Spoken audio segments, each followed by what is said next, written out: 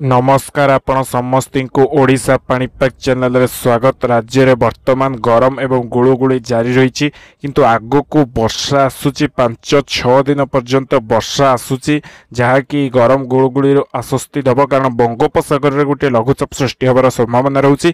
तार प्रभाव रे वर्षा हेबो एवं ए वर्ष ओडिशा को आगुआ मौसुमी आसीबो एवं मौसुमी आसु आसु ही राज्य रे वर्षार प्रभाव बढ़िबार संभावना रहुची।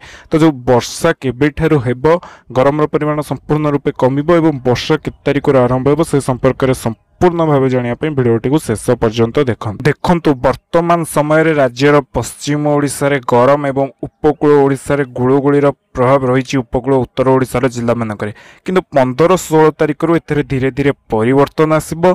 16 तारिख रु प्रथमे पश्चिम ओडिशार जिला सुंदरगढ़, देवगढ़, केन्दुझर, मयूरभंज, अनुगुल, बौद्ध, सोनपुर, बलांगीर, कलाहांडी, रायगड़ा, कोरापुट, मालकानगिरी ए सब जिला मानकर प्रथमे बिजुली घड़घड़ी सह वर्षा हेबार संभावना रहुची 15-16 तारिख रु एवं से समय रे बंगोपसागर रे गोटे घूर्णिबलय सृष्टि होबार संभावना रहुची 14-15 तारिख बेलू। परवर्ती समय रे ता अधिक घनीभूत होई लघुचाप रूप नबार संभावना रहुची जार प्रभाव रे ओडिशा रे लघुचाप प्रभाव रे वर्षा हेबार मध्य संभावना रही। 15-16-17 बेलू प्रथमे पश्चिम उत्तर एवं किछिटा उपकूल ओडिशा रे बिजुली घड़घड़ी सह वर्षा हेबार संभावना रहुची।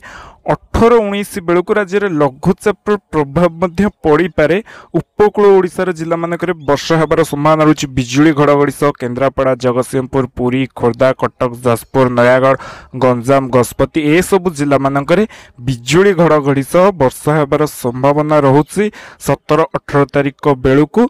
प्रथमे 15-16 रु कालबैशाखी प्रभाव में वर्षा हेब पश्चिम उत्तर एवं किछिटा उपकूल ओडिशा रे तापर जो लघुचाप सृष्टि हेउची तार प्रभाव मध्य ओडिशा रे पड़ी पारे कारण लघुचाप सृष्टि हेबा पर घनीभूत हेबो किते घनीभूत हेबो ता वर्तमान सुधा मध्य आकलन करा जायनि किंतु तार प्रभाव रे वर्तमान आकलन अनुसार ओडिशा रे वर्षा हेबार संभावना रहुची 18-19 तारिख बेलू एवं बंगोपसागर रे मौसुमी वायु प्रवेश करिवो एवं यह सक्रिय होबार मध्य संभावना रहुची। बंगोपसागर सक्रिय वायु सक्रिय होबार संभावना रहुची 19-20 पर।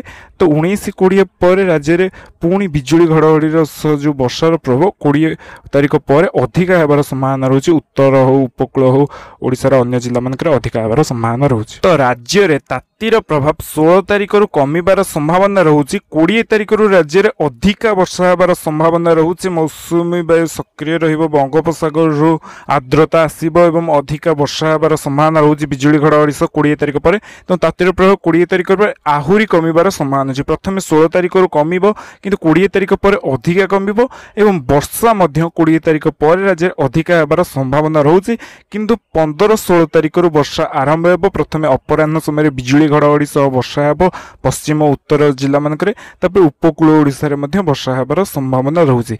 लघुचाप जो आसुची ताहा जदि अधिक घनीभूत होय वर्तमान आकलन अनुसार लघुचाप गोटे अवपात रूप नहीं पारे एवं ता बांग्लादेश मुहा हवार संभावना रही किंतु लघुचापटी जदि अधिक घनीभूत हुए एवं आउ टिके दिग परिवर्तन कले ताहारे ओडिशा रे मध्य अधिक वर्षार संभावना रहिबो 18-19 तारिख बेलू।